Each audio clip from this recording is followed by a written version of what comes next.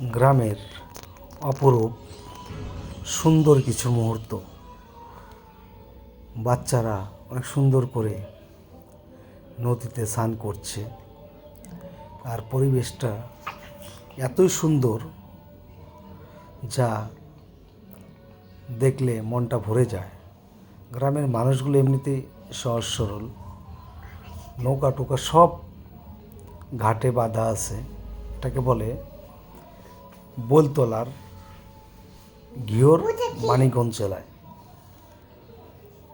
অপরূপ সুন্দর কিছু সিনারি, যেগুলো নৌকা ঘাটে বাঁধা।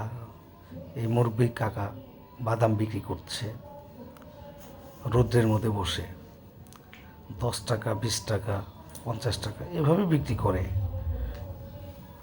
তো সবাই ভিডিওটা দেখে লাইক দিবেন, শেয়ার করবেন।